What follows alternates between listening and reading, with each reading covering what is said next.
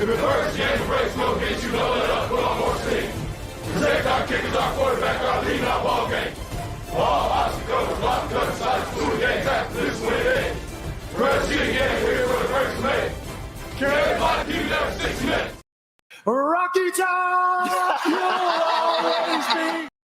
Man, I mean, these last 3 years have been like instrumental in my development as a young man and maturity, but I found home here and made a lot of great relationships. Really have enjoyed my time around my teammates and coaches, and it's created like a second home for me. And really, this is like my first home. So like I'm a kid from Southern California, and now whenever someone's like, "When you going home?" I'll be talking about going back to Knoxville, and it's a very special place to me. All the emotions haven't really settled in yet. How would you describe to someone outside what this program was like when you arrived and what it's like now as you leave and play your final home game on Saturday? I would say when coming to this program, this was a program that when I chose Tennessee, I felt comfortable coming to Tennessee. I felt comfortable. I felt the family environment. I felt everything that I felt like to help me become a better player and become a better person here at Tennessee.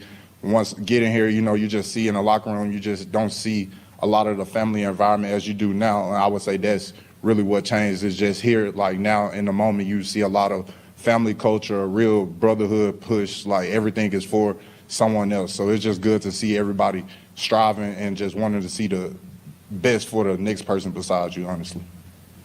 You look at this group of seniors, so many guys that when I first got here chose to stay here, been cornerstones in building this program, and a lot of guys that have played a lot of great football for us.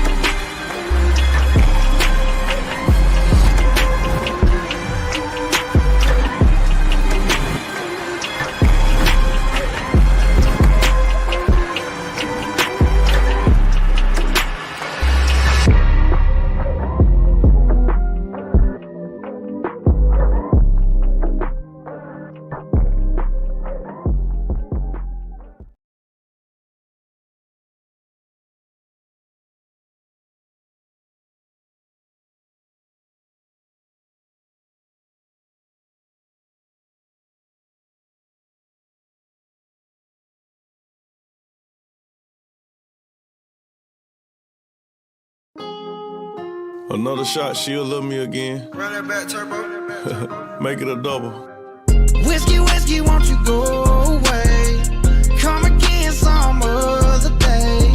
'Cause a memory came out to play, and I'm tired of it, tired of it. I don't wanna wonder where she been. Where she at? She was here, now she gone again. Now it's me and all my whiskey friends, and I'm tired of it, tired of it. Yeah, dark brown skin, caught eye contact while walking in. Perfect timing, get beside me, now we locking in. She like, tell me how you want it, on the rocks again. Little salt around the rim, feel to the top again. Fell back, now I'm back in it. Deal shots got me sending. Big rapper DJ ain't skinny, playing Richard Mille square business. See me in the club, two-stepping, diamonds around my neck, square dancing. You done made a gangster romantic, fiending for your love, I'm an addict. So addicted, ain't no we can do about it. Country motherfucker, I say what's up, she say howdy. Call you my little cowgirl, how you ride it like a stallion. Don't know why I love it, can't get tired of it. I'm on you bad. Whiskey, whiskey, won't you go away? Come again some other day. 'Cause a memory came out to play, and I'm tired of it, tired of it. I don't wanna wonder where she been. Where she at? She was here, now she gone again. Now it's me and all my whiskey friends, and I'm tired of it, tired of it. Put you up and hide you on the shelf, I swear I'm through with you. You so hard to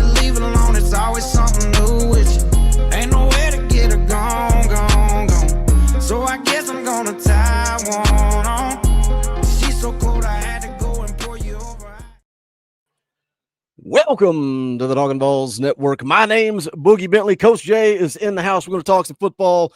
We also got to talk a little family. You guys saw the tribute there to Keith Ricker. Most of you guys knew him as Big Vol Daddy, member of this community, diehard Tennessee fan, passed away late last night. And for, most of you guys knew BVD. You knew Big Vol Daddy. You know he loved Tennessee football, but there's also a different guy, right? We all come on here, we get in front of a microphone, we have a good time, but there's also life away from YouTube. And if you knew Keith, the person, man, he loved his daughter, he loved his family. So I wanted to say that, this show's in memory of BVD.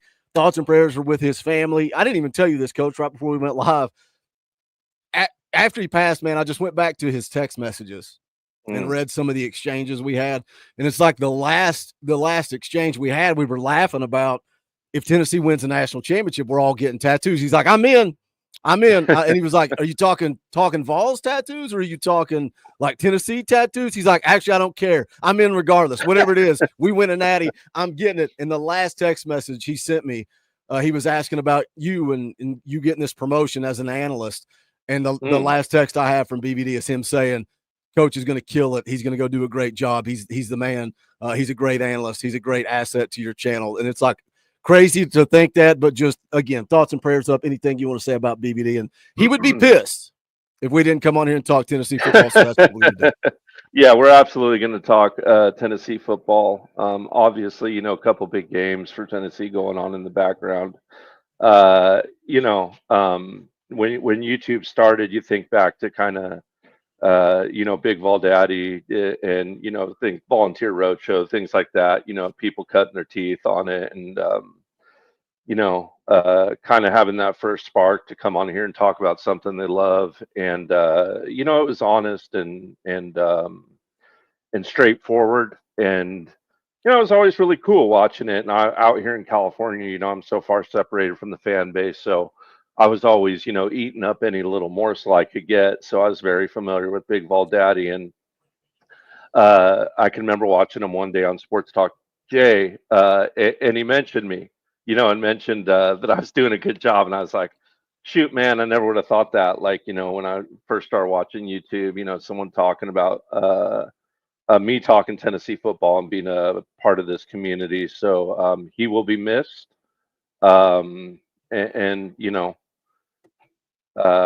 He up there with all the Vol greats, and watching this game from above, and hopefully going to give us a little help and get us into this playoff and see what we can do. BVD was loved, man. That's one thing about the guy. A lot of people loved him. A lot of people are showing him support, showing his family support. There is a GoFundMe. I put the link in the description. So if you guys want to support his family, trying to find a way to do what you got to do after you leave this life. Had a great conversation with him, man. One of the last times he was in the hospital, and when everybody started these rumors that he had passed, and had a great conversation with him. And I'm grateful that I got to have that. It's one of those conversations that you wish you could have after you lose somebody you care about. I got to have that conversation because I thought he was gone at that point. So thoughts and prayers are up with his family. But again, he would be irate. He would be pissed. He would be mad at me if we did not talk Tennessee football. So that's what we are going to do. We got the UTEP game coming up at 1 o'clock, but we got eyes on the scoreboard. We're going to be watching Indiana and Ohio State. We're going to be watching this Florida Ole Miss game. Let me catch up with you guys. Dropping those super chats. Preston Porter for 10. Says GBO, Army and Ohio fan today, as well as wishing Tennessee wins by 200. Y'all see David is in Ohio today. What's your thoughts on that? We're going to get into it here in just a second. Ron the Don drops a 20 spot. That is an orange boy. We appreciate that. We'll go ahead and play the clip. Rocky Top! Ron the Don for 20 says, long live BVD. To a great Vol fan and a good man, his scream name said it all. Big Vol Daddy. He would say, let's go Vols. Yes, he would. Thank you, Ron the Don. Appreciate the super chat. SP Weasel drops a 50. Money isn't everything. It's the only thing. And everyone has a price for the $1 million man. Appreciate that, SP Weasel. Very generous super chat. Says, love El Paso and the Miners. That said, GBO, got to run. Well, I appreciate you dropping a 50 spot, and then running. We appreciate that support. Thank you for the super chat. Let's talk about David Sanders, everybody freaking out, everybody in panic mode all over Twitter, all over the general's quarters, over at VolQuest. On3 tweets this out. News, Tennessee 5-star plus offensive tackle commit David Sanders Jr. will visit Ohio State today per Pete Nakos. Now, the On3 report that they put out said it is an extremely serious visit. It's not just to see the game of the week. Again, Ohio State, Indiana, top 5 matchup. That's kind of where my thought process went. I go to Facebook, everybody saying, oh, he's just taking in a game. Oh, he's peer recruiting. Oh, it's no big deal. Not so fast, my friend. I went over to VolQuest. Austin Price said it feels agent-driven to improve what is already a very lucrative NIL deal. Now, as you can imagine, this thread over on the general's quarters at VolQuest got pretty lengthy. AP stuck around, answered a lot of questions. First, Ohio State is very much in this thing. Throughout the thread, he confirmed that he is not there to peer recruit somebody else. Also confirmed it has nothing to do with wins and losses. Went on to say, when we're talking NIL, it's not just an overall money number, it's other nonsense. I don't have a clue what that nonsense means. Coach Jay, what are your thoughts on this visit as we're less than 2 weeks away from early signing day? You're muted. You're muted. Of course you're muted. God bless America. Shirt dropping soon, folks. Shirt dropping soon. Kevin's got to get to work, man. Got to Yeah, get to work. Sorry, I was distracted by seeing this idiot Joel Klatt on the TV over my monitor there. Sorry about that. But going back to David Sanders, listen, Ohio State's a serious competitor for any player, so I get everyone saying it's a serious thing. I personally think the money in the NIL stuff is going to be comparable enough anyway. I don't personally see him flipping his commit, serious or not, after the heartfelt speech we got and all that backtracking that would need done. That's just my personal opinion on it. It doesn't mean that I don't think that it's a serious swing. And I think David Sanders is a serious kind of kid, and he's going to take, a really good top 3, top 4, top 2, program in the country very seriously, with all the NIL stuff involved in it. And, I think he stays in the boat, though, I guess, at the end of the day here. And furthermore, let me also say this. No recruit in the history of recruiting ever said, oh, yeah, well, I'm just going there. I don't really care about this football program. I would never attend that school. I'm just going there to watch a game because it's the top 5 matchup. That doesn't happen, guys. That's not a thing. So, of course he would say something like that too. I don't put too much speed on it. I think it's crucial that we keep David Sanders in the boat. Of course, Coach Rice, he messaged me immediately in panic mode. He's ready to fire Glenn Ellerby if this falls through. He's ready to question Heupel's ability to recruit if it falls through. He's saying this class, he is not happy with this class at all. And I was like, oh, we should probably just not talk anymore at this point. I just made a video yesterday talking about how much I love this class, and I love the kids that have rolled through here on this channel. And yes, it is headlined by David Sanders, and we need to lock him down, especially, you look at the tackles, but you also look at this class and you look how interior offensive line heavy it is, right? Anthony Aguimora, Nick Moore, looking like a future center there as a 4-star prospect, ranked inside the on 300, 211th nationally. I feel like I'm lecturing to Coach Rice right now because he said we only have signed mediocre 3-star guys on the offensive line in this class. And it's like, man, this is not the conversations we've been having throughout the course of this recruiting cycle. Like, I still like some of these guys, but no ifs, ands, or buts. You got to keep David Sanders in the boat, and you're currently sitting at 9th. I think you've got a really good shot at flipping the Morris kid, the USC commit that's in town this weekend. I think it's huge. I'm sure you've seen that Isaiah Campbell, after his official to North Carolina, wants to come back to Tennessee and get one last conversation in. I think that's huge going into early signing day. Yeah, I think it's really huge. Sitting on a 9 class. Is it ultimately as high as we need it to be? Not yet, but keep fighting. Yeah, it's important to hold on to David Sanders. I don't think anyone's going to pull any punches there. But, the old famous saying, recruiting is fluid. So it is. You got to fight for him, man. You you don't secure recruits like David Sanders without fighting till the finish line. So, if he comes out of this commitment and you don't hear anything about a flip or a fong bong, coming out or something like that, don't automatically assume that we have them locked up still, because we don't. You have to fight for these kids that are top tier talent till the very bitter end. Never get it twisted. Never feel comfortable, because if you start to feel comfortable and get that twisted, things are going to change really, really fast on you. We wanted to talk a little bit about the David Sanders thing when I saw the news pop out there. I think this, the people want a top 5 class. I see somebody in the chat there saying this is Tennessee. We got to get a top 5 class. When's the last time we've had a top 5 class? Butch Jones? And you got to look where we've been with the NCAA investigation and all that stuff. But I do feel like this class of 25 was crucial. You're sitting at 9th, but that puts you at 6th in the SEC. That's the big thing about it. It puts you at 6th in the SEC, but we're not done yet, right? You keep recruiting David Sanders. You go get Isaiah Campbell. You go get Morris, and let the chips fall where they may. There's I can't remember the kid's name, the safety that they're looking at as well. I think they can finish 7th, maybe, and I think that's a pretty good class. Here comes Coach Rice. He felt like I was talking about him. His ears were burning. Coach Rice, you don't have to drop a $10 super chat. He says, point blank, this recruiting class would drop to 16 to 18 if we lose Sanders and don't pick up Campbell, and lose Conan Banny to Florida and be 10th or lower in the SEC. Not good enough to win the SEC championship. Coach Rice, the thing is, none of that stuff has happened yet. None of that's happened yet. And you're putting us at let's not panic. Like Coach Jay just said, let's not panic until it happens. Then we can freak out. Then we can panic. But right now, we still got David Sanders. Right now, Isaiah Campbell is in Knoxville to take that last visit. That's huge. Conan Banny committed. Let's not freak out. This is what happens when we play UTEP. Dang it, we play UTEP and the sky is falling. Timothy McGee for 5 says maybe the veer and shoot scheme and Heupel stubbornness. No, to adapt to it wins in the first half. We move better in 12 personnel. Timothy, I don't think you are a fan of Josh Heupel at all. I don't think you are a fan of Josh Heupel at all. Let's get Bleed Orange on here. What's up, Bleed Orange? How you feeling? The floor is yours, man. Nobody else is here. It's just you. You just be the third co-host. We roll with it. Let's go. You got the tattoos. How y'all doing? You got the merch. You ready to go? You fit right in. That I do. How y'all feeling today?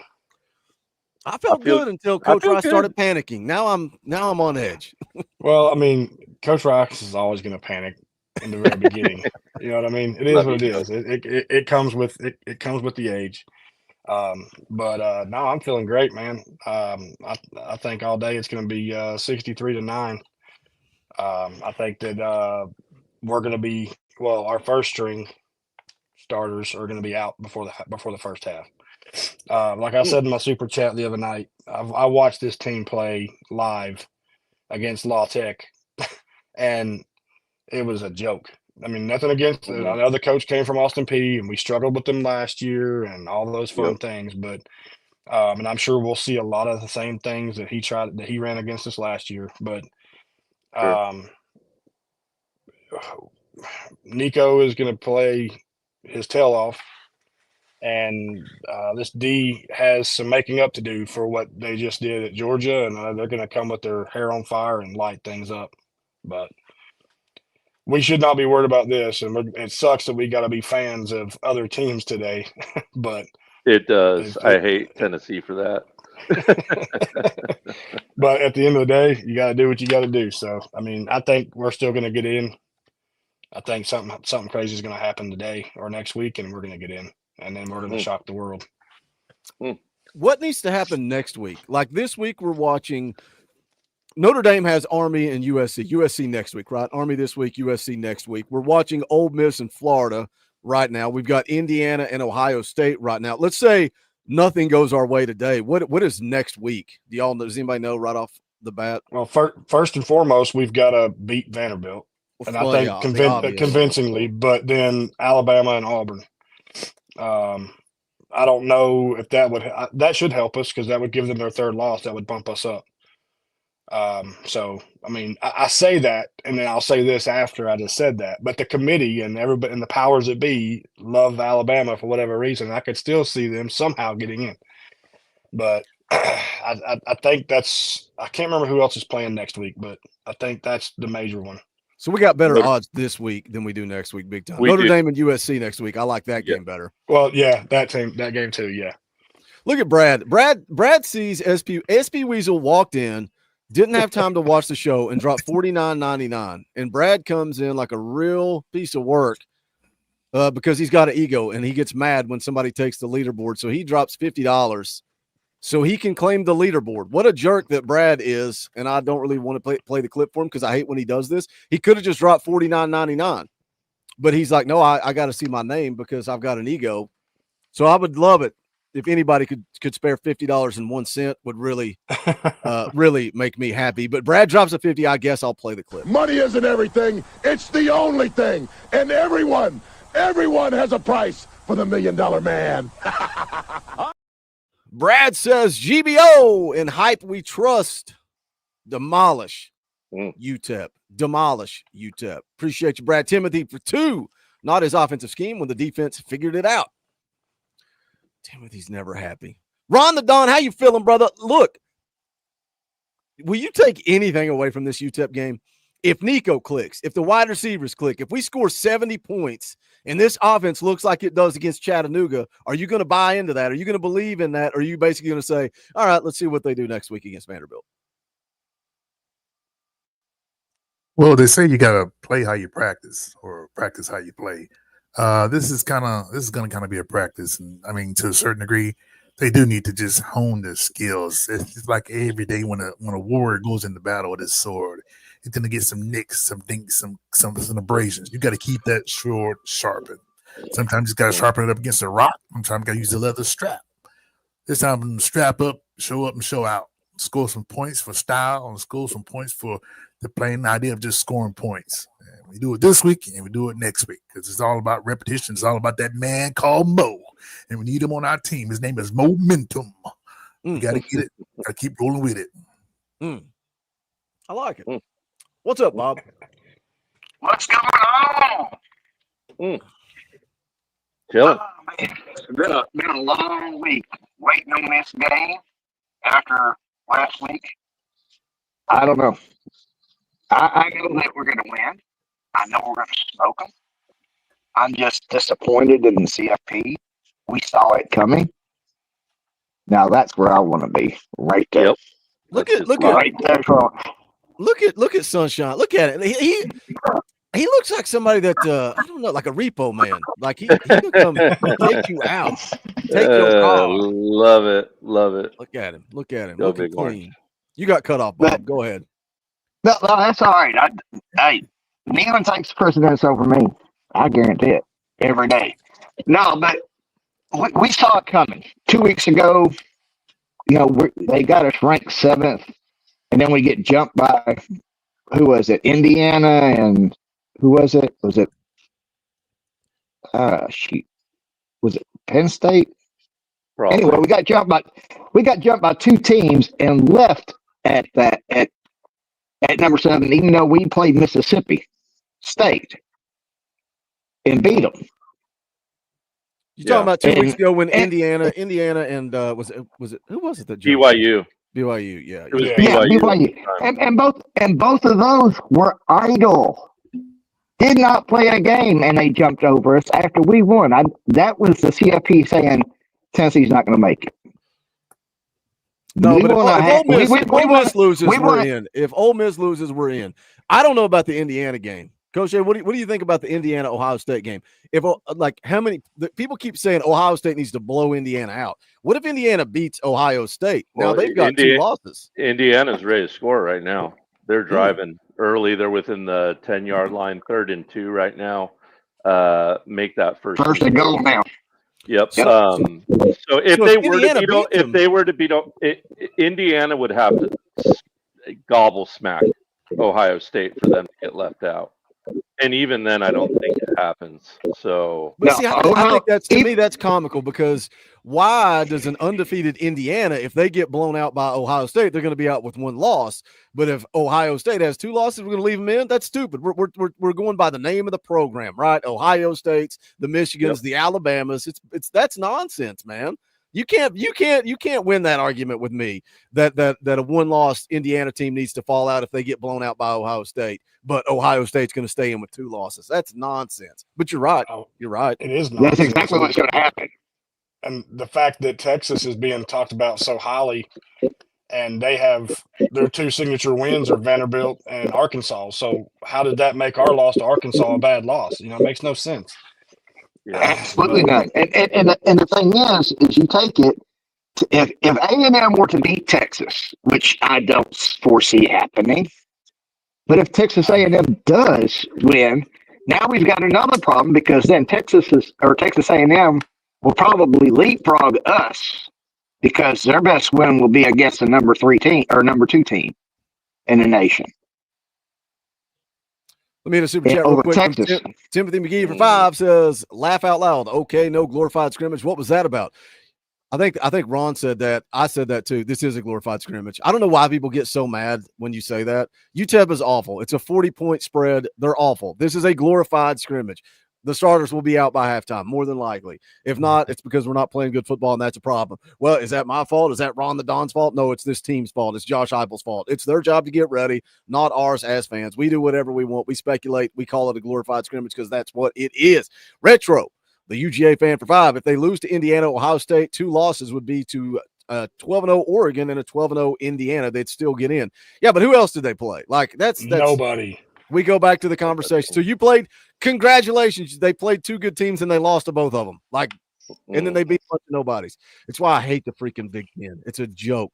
Shout out Robert. I know he doesn't watch, but buddy of mine grew up in Indiana, and he comes down here. He moves down to Tennessee, and he's talking Big Ten this and Big Ten. I'm like, brother, welcome to the South. You're about to get exposed to real football down here. We had to educate. Bob, are you on your phone? No, I'm on my tablet. So here's the thing. I got my phone right here. Take that tablet, turn it off, pull up the link on your phone, and come back. And if we fix your audio issues with 2 games left in the year, I'm going to be so mad. Turn your tablet off, turn your phone on, and come in through your phone. Watch this magic. Watch. Just watch it. We'll save your still going to come through my headphones. So it don't matter. Turn that tablet off, flush it down the prison toilet, and sign in through your phone. Try. And you may don't flush it down the toilet, because you may need it for some cigarettes.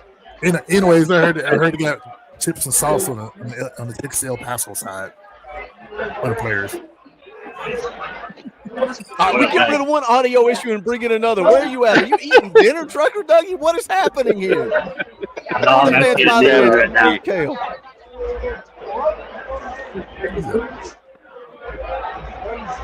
Looking good, Trucker Dougie. Looking good. There you go. The background noise is just too much. I'm going to mute you. You can just hang out. Look at that. That's awesome. I love it. He's got his eye black on. He's ready to go. Ready to go. How far we've come, though. Just a couple years ago, you couldn't even get on here and do this at the stadium. I know. That's true. You couldn't even. Wait, Brad says my super chat. Did I not update the amount? What's Brad crying about? Why is Brad always crying? What? This is the worst. It says $50. This is the worst fan calling show we've ever done. Brad's crying for the sake of crying. Goodness gracious. Fellas, I know we're having problems and issues with the rankings and all this kind of stuff in the playoff picture, but man, let me tell you something. We are 8-2. There are days we pray to be anything more than 500 winning team. Let's enjoy this stuff. I'm telling you, man. I hope it comes way more often, but back in the day, it was not relevant. I almost lost my life because the Vols couldn't play a game, couldn't win a game. I'd go out and start my own football league. They were horrible. Within the last 3 years, you're going to be a 10-win team, man. Let's go. I know the games didn't fall how they wanted to fall, but man, let's go. We are here. We're like Boogie said, we're back. We're back. Now watch this. We are. Bob, say something. Hello. Check. Wow. Florida with a big 4th down stop in the red zone. Bob, your audio sounds perfect now. Why did we let this go on for weeks and weeks and weeks? People yelling about Bob's internet. And I'm like, you know what? I wonder if he's on a laptop that doesn't have enough memory, and that's what's chopping up his audio. Now we take that tablet, we flush it down the toilet, and we're good to go. Trade that. I'll take some smokes. Trade it for Well, some smoke. I will take this tablet and get it fixed because it's nearly brand new. I got it just before the season started, and it's a Galaxy. It's the top of the line, that Galaxy, as a matter of fact. You're good now. So when you do fan call-ins, come on your phone. It sounds great. I just had that wild thought. Tim Rice is like, what is wrong with Bob? We got him fixed. All right. Now, what do we got? 20 minutes left? We got 30 minutes left. Can somebody save this show? Do we need Wake Forest to beat Miami as well? Somebody said in the chat. Does that help, though? I mean, that division is going to get one representative either way, and you know what I'm saying? Like, does that really matter? I don't think it does. What I'm saying. I don't think it does. I don't think the ACC or the Big 12 can help us, I guess is what I'm saying. Yeah. Soar the Demon for 5 says door and late fee. Let's get excited for this team. I cannot wait for the next few years. Tennessee is going to explode. Thank you, Soar the Demon. Appreciate the super chat. It's like Ron the Dom was just saying, man. We got a shot at 10-2. That's huge. I trolled the fan base last night by tweeting out because everybody was celebrating the basketball team, which is awesome. I love it. But I was a bit of a troll. And I said, what's this basketball thing you guys are talking about? Which only opened up the comments to, you should cover basketball. The football team sucks. It's over. The year's done. I'm like, what in the world have you all been watching for the last 2 years at Tennessee? Yep. Exhausting. Craziness. Can I cause some controversy for a moment? Yeah, do it, Bob. Why not? Okay. As everybody knows, and I've made it very clear, I've been a Tennessee fan since 1972. Yep. Okay. My first favorite quarterback of all time was none other than Condredge Holloway. So I have seen Tennessee's ups and downs. I have been a witness to it. Real life, real time. Stop your complaining. Mm-hmm. I've watched the highest of highs and the lowest of lows. Most people right now who are on Twitter and YouTube, their entire lives have been not under Battle or Fulmer or Majors. They've been under people like Pruitt. Come on. Take the wins, guys. Mm-hmm. Back in my day, for me, it wasn't about rooting for the SEC. It was rooting for Tennessee and anyone Tennessee played. I hate Alabama with a passion. I hate Florida with a passion. I hate Georgia with a passion. But if they're not playing Tennessee, I want them to win. Why? Because it's good for us. For Tennessee to be a 3-6, Kentucky doesn't help us. But to beat a 7-1 Alabama boosts us, because now Bama is ranked higher than us. We want to beat people who are ranked higher than us, and then also those who are ranked in the top 10, 15 at the lowest. So I want all of our SEC teams that we face, the ones we face, I want them to succeed except for Tennessee. I'm not rooting for SEC. I'm rooting for Tennessee Volunteers.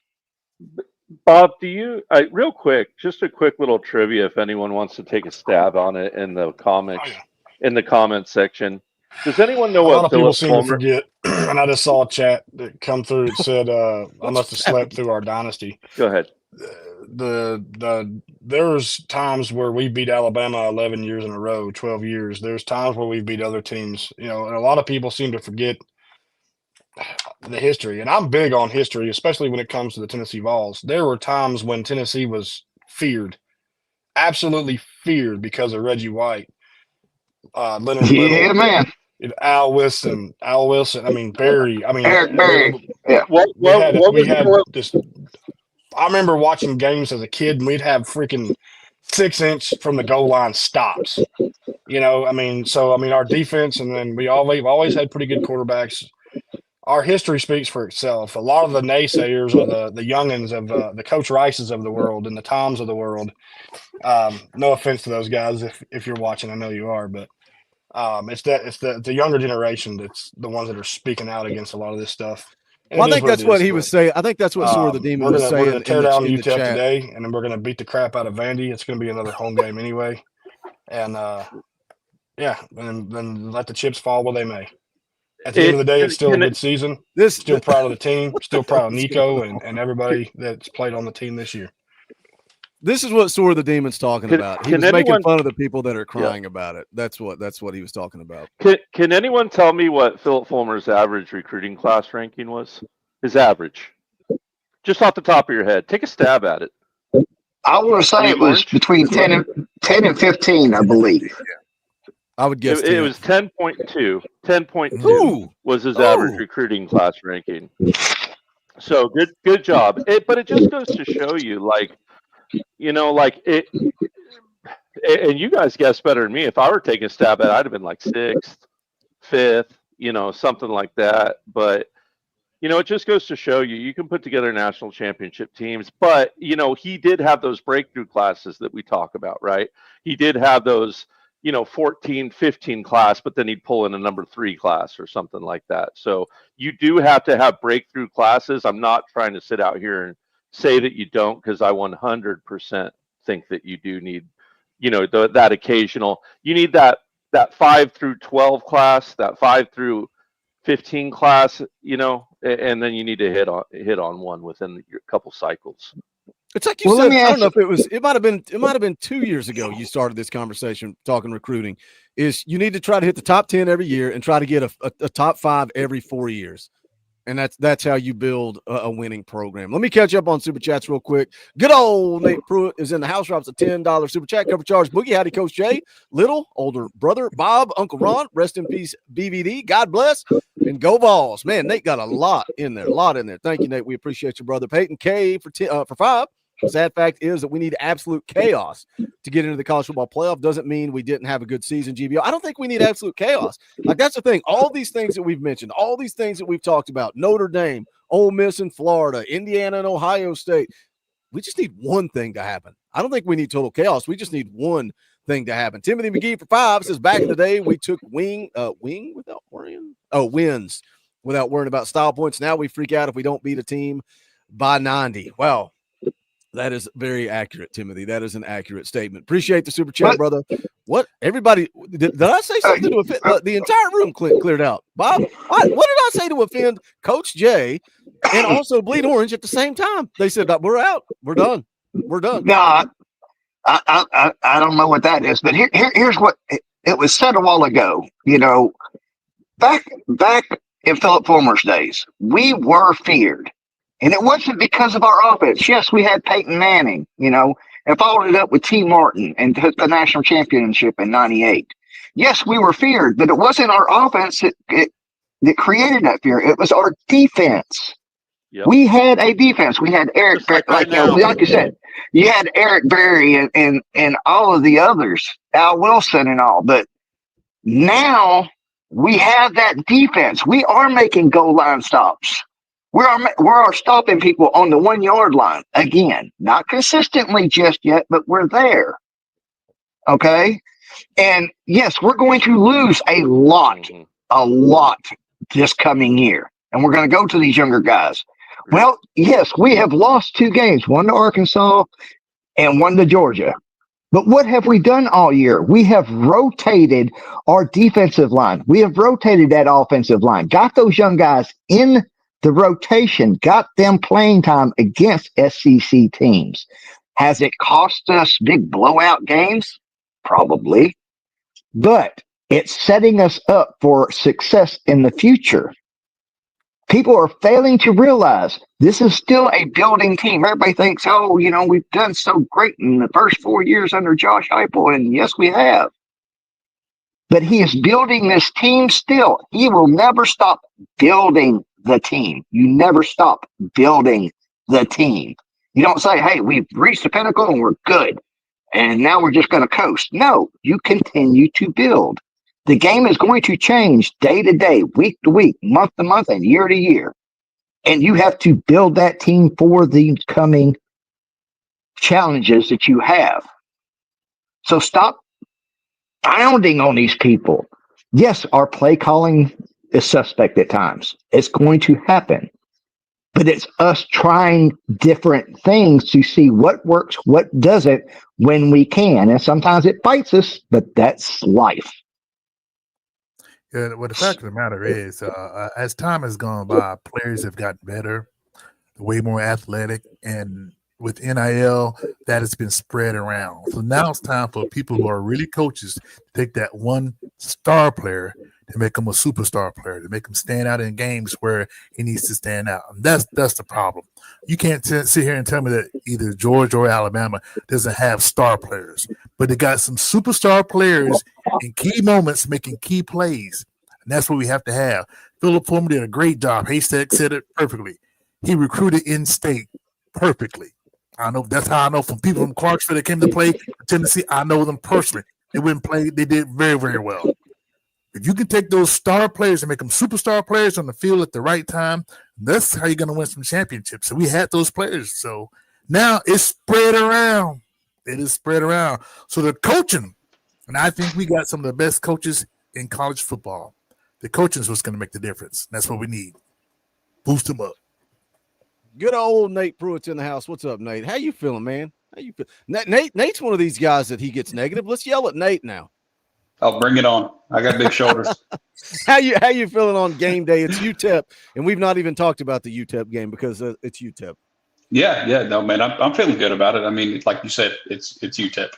I'm feeling good to the point where I want to see what our backups are going to do.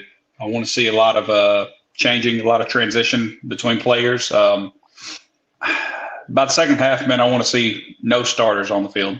Like I just want us to be able to go out there and honestly kind of get a feel of what we're going to see next year. That's where my head's at today.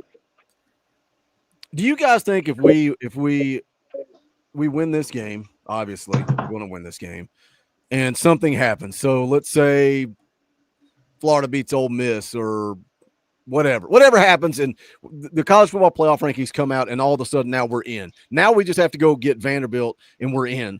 Do you think that changes some of the negativity in the fan base? Do you think people are back for that Vanderbilt game and they're pumped for that Vanderbilt game and they're ready for game day on Saturday versus right now? And I get it, it's UTEP, so that definitely changes the vibe around the program too. But, man, it seems like even last week nobody really cared. It just feels like the energy's gone, Coach. Do you think if we are inside the playoff, perspective shifts a little bit? Yeah, 100%. People like fan service. People, like to be playing for something. People want to, feel like we've arrived. The expectation was make the playoff this year. I know the expectation was also that we'd probably lose 2 games and get in. And, one thing shifted, but the other one didn't. But at the end of the day, that's the expectations, and people are going to be disappointed if we don't get into the playoffs. So, yeah, I think that 100% changes everything. So I get it. As a fan, I get it. I get why fans feel that way. The polar side of me, the coach in me, it's not how we measure success. But, yeah. Yeah, I say lead the starters into the third quarter. Run that score up. Give those knuckleheads at those conference tables something to look at and say, wow, I guess that Tennessee, they really are playing. We've been playing ball. But if that's what y'all want, we will give it to you. We will run the score up. We will trounce UTEP, and we will open up a can of whoop on Vanderbilt. That's what we will do. That's what you guys want. Here's my take on it. I don't want to see touchdown Florida. Florida's up. Yep. I don't want to see a full change in our lines or in our game. I want to see the starters play the entire game. I want them to completely decimate in the next 2 games. I want them to show in the last 2 games what they showed in the first 3 games this year. That's what I want to see. I want them to make a statement to make the CFP say, well, maybe we can't kick them out, because then the world's going to come on us. Not just Tennessee, but the world is going to come down on us. Because like I've said before, and I may not have said it enough, the University of Tennessee Volunteer fan base is not just within the confines of the state of Tennessee or the confines of the continental U.S. It is worldwide. I have been to other countries. I have seen Tennessee gear being worn in France, in Spain, in Portugal, in Egypt, and Turkey even. So don't think this is just a little cultural thing. Tennessee has a worldwide fan base. And they will speak up when they see wrongdoing. We've seen this time in and time out. It doesn't matter. So I want to see complete domination in the last two as we saw in the first two. Yeah. Well, I'm looking at Coach Jay. All right, we play. Who do we want to play on the second round? Forget the first round. Who do we want to play on the second round once we get into these playoffs? Because I'm ready. Georgia or Bama? Georgia or Bama? I mean, I'd like a Big Ten team personally. Thank you, Coach Jay. Thank you for being a man that speaks truth. Oh, look, at the end of the day in the playoff situation, you got to be willing to play whoever they put in front of you and beat the tough teams. But there's nothing wrong with, there's no true light path in the playoffs, I don't think, but a lighter path, keeping your guys healthy, more upright. We've talked about how Tennessee doesn't have all the depth and all the positions that we needed in quite yet. So for that reason, I wouldn't mind a little bit lighter of a path to get there. Yeah. I don't go through those easy cupcakes. I want to get there to the nitty gritty, upper dog city. I want to get in there. I want to be the biggest, baddest teams they got going. So we are. I'm a bobblehead. Yes. Oh. That's why I say round two, I want an SEC team. Round one, we're going to see a Big Ten team. I guarantee you. Round one, we're going to probably see either Indiana or Penn State, or if Indiana beats Ohio State, we might even see Ohio State in the first round. We'll see a Big Ten in the first round. Good. I saw something interesting on VolQuest with today being Senior Day. They put out an article listing the players that are going to actually participate in Senior Day, and Andres Carrick wasn't on there. And I was listening to the 2-minute drill, Kaner and AP talking, and they said that he played in 5 games one year, and in the 5th game he only played 5 snaps, and he's looking to get a red shirt and come back next year. So you have to think he feels pretty good about that waiver, about that, his case. If he's not going to go through Senior Day, a lot of people go through Senior Day and then they try to come back, right? He's not going through Senior Day. I thought that was interesting. I think he would be a huge addition to come back and play on the offensive line last year. I don't see James Pierce on the list going through it. Usually if you're a junior and you're going to enter the draft, you are on there. So, yeah. I think Carrick would be huge. If you had Hurd, you had Carrick, if we land David Sanders, you guys think he starts as a freshman? It's hard to say. If he's good enough, man, let's do it. It's just hard to say until they get in front of college talent. It just is, man, especially in the trenches. Like, I think he's got the ability to. Now, whether he actually is, that's really, really hard to gauge. Don't get me wrong. I don't think he'd be a complete fish out of water type thing, but is he ready to be a dominant tackle right out of the gate in the toughest conference in America? That will, remain to be seen. He would get baptism by fire right out of the gate if James Pierce decides to come back for a senior year. If not, Joshua Josephs, Herring, Jordan Ross. We're going to find out real quick if David Sanders is ready to start. Well, here's the thing. Here's the thing with Sanders. He's got the talent, and yes, he needs a refinement, and he will be coming into the toughest conference in the SEC. But I think he has enough of that dog in him. I've seen it. He's got enough of that dog in him. I think from the moment he steps on campus, he's going to be a workhorse. I don't think you're going to keep him off that starting lineup. I think he's going to come in there saying, I'm going to prove myself. I am going to be on this defensive line just as what's his name? Who's our new star line? Safety? that just came in Luke Carter. and took. There you go. If Luke Carter can do it, I have no doubt that David Sanders can do it. Even though it's a different type of position, but yeah, he is possible. Yeah, he's got the skill level. His skill level is on par for his position, you know. And I think he's just got that dog that's going to say, nothing's keeping me off the starting lineup, and I'm going to go in here. I'm going to put in the work. I see that work ethic in him. Repetition and everything, and coaching the offensive line. I have to admit it. I play with some offensive linemen. Those guys are smart, and there's a lot of things that goes into the way they play and how they play. Recognizing what defense is coming at, recognizing the blocking scheme, recognizing things that's coming. It's rough. And then you got to add in your talent skills. So, yeah, it's rough. Hey, God bless the kid. I hope he can do it. But offensive lineman, anybody that's an offensive lineman that I know has just a little bit more extra in the brain tank. Physicality is there. It's a little bit extra in the brain because it is a rough position to play. And when you playing on instinct, great, but you got to have some brains up in there. Let's don't lie about that. I know that for sure. Why you up there smiling, Nate? Why you up there smiling when you're giving him offensive lineman love? Yeah, I know, right? That must have skipped me a little bit there, but no. No, I would like to see him come in and start, and because on one hand, yes, like Coach Jay said, there is a huge difference going from high school to a collegiate level. That's a big jump, and but I would like to say that I'd like to see him start in there. What's the worst that's going to happen? We're going to have issues like we've had this year. You know, you kind of see what I'm saying there. I would like to see it, like you said, trial by fire. You know, I mean, what's the worst that could happen? I know there are bad things, but you get him in there. If he shows this, now I will preface that. If he shows that he has the ability to do at a decent level, then yeah, I'd like to see him start.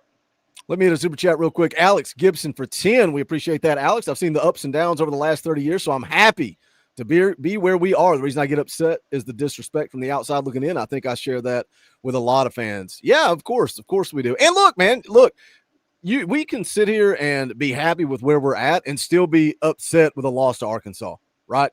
And I'm not taking the loss to Georgia either. No more moral victories, but I can also sit back and look and say, no coach since Fulmer won 10 games, and Josh Heupel's done it twice in 4 years, or has an opportunity to do it if we take care of business today and next week. Also, man, make sure you guys smash the thumbs up. We got 250 watching this tailgate show. We'll be live immediately following the game as well. And go get yourself a Christmas present at bonfire.com/store/Talkin VAWLS. That link's also in the description below. Coach Jay, I've not bought the State Pride 2.0 shirt yet. So if you want to get me a Christmas gift, you know where to get it. The link is in the description for people like you that forget. But go check out the merch. We appreciate all the support. If you order within the next couple of weeks, it should be there in time for a Christmas gift for a loved one. Bonfire.com/store/Talkin VAWLS. Also, as we get ready to wrap up the season, I know we got a little bit of time to go before the postseason. Make sure those memberships stay up to date. If you want to support the channel, hit the join button. You can do it for $1 per month. It's the only way that we survive through the offseason on this channel is by the support of the memberships. So we appreciate all of you guys. Once the season wraps, we're going full steam ahead on recruiting. We'll talk recruiting. We got a bunch of breakdowns to do. This class of 2026 already has 6 commitments, I think. So we're going to Coach Jay's going to start nailing those every week. On Sundays, we'll be dropping film breakdowns. We'll be talking recruiting, doing recruiting live streams. Hopefully, man, this last offseason was the most fun we've ever had on this channel in regards to recruiting. Having David Sanders come on, Jaden Lofton come on. We've had Braylon Staley come on. We've had Shady Hayward twice. Man, we've had so many kids come through this channel, and it's awesome. So hopefully we can continue to do that throughout the course of the offseason. But then also some of these relationships we've built. I'm an honorary member of the Lofton family. Uncle Kenny texted me 2 days ago, and he's like, "Boogie, you gonna be at the game? We're coming in town. We got to see you. He started the text with Cousin Boogie. What's going on? I'm an honorary member of their family. So hopefully these relationships that we are building through this community will benefit us moving forward, and we can get some of these players to come on during the offseason as they are a part of the program. Dominic Bailey, he sees every time I post on Instagram, he sees it. I'm like, bro, we got to get him on the channel. So support us. Come hang out with us throughout the offseason. But appreciate you guys. Isn't this great? Isn't this fantastic? I got to meet Bob, got to meet Coach Jay, Nate. Man, this is beautiful. Even in the off season, man, you come in here and join, leave messages, man. This is the best place for you. As a Tennessee fan, where I'm at in Tennessee, I know there's fans around here. I'm with some absolutely ball nuts. I like it. I love it, man. This is the place to be. Come on in, have a seat, grab a beer, like Biggie says. This is the place we can sit down and be some ball crazy people. I like it. Sometimes we get a little out of line and yell at each other, but that's okay. That's what family's for, right? Yep. We can disagree, we can argue, we can bicker, and then we come back together and celebrate the highs. And we mourn the lows, man. It is what it is. Well, let's. What do we got? We got 3 minutes. 3 minutes. Score prediction, Bob. Give us your keys to the game and a score prediction. Keep it short and sweet. We got 3 minutes. Keys of the game. Dominate, period. End of story. Defense, don't let them score nothing.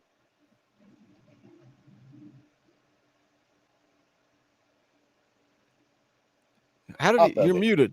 You're muted. I'm gonna say 62-3. Yeah, 62-3. Can you hear me now? Yeah, you're we good got now. you back. You're good We now. got your score. 62-3.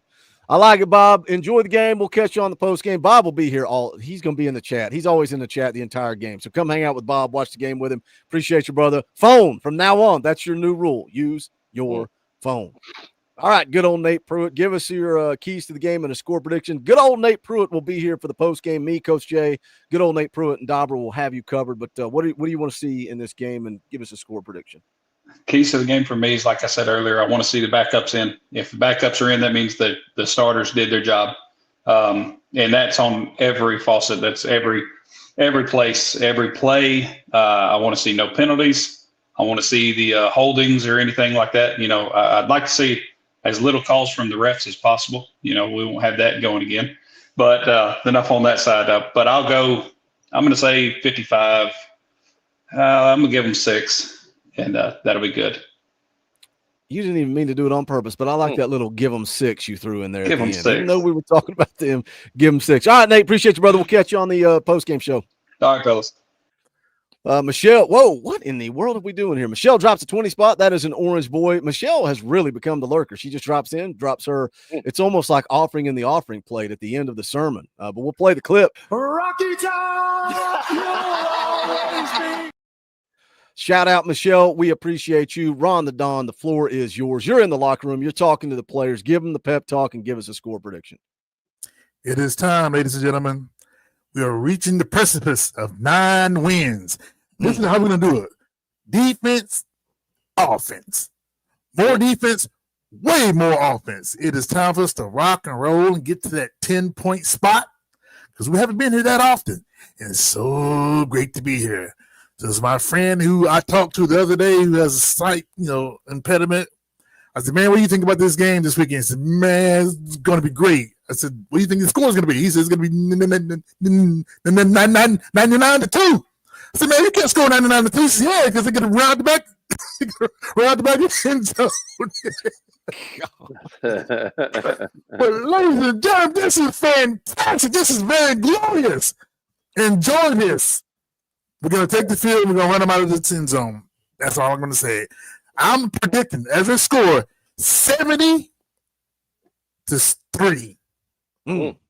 70-3. That's because what's going to happen is we're going to kick the field goal. It's going to bounce off our field goal back to the other field goal, and that's the only way they're going to score. That's the only way they're going to score. 70-3. Oh, y'all. And we're coming for you, Ohio State. Oh, we're going to be coming for you. We're coming for all of you. All I know is the Vows. I love it. Love Ron the Don, you're the man.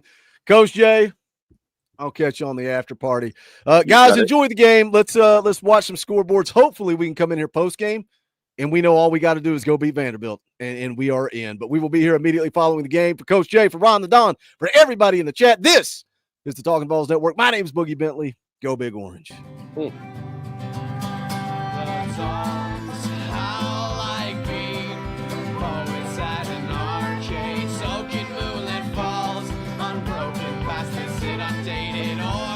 That we call home, and it's night and I'm alone and I'm alive.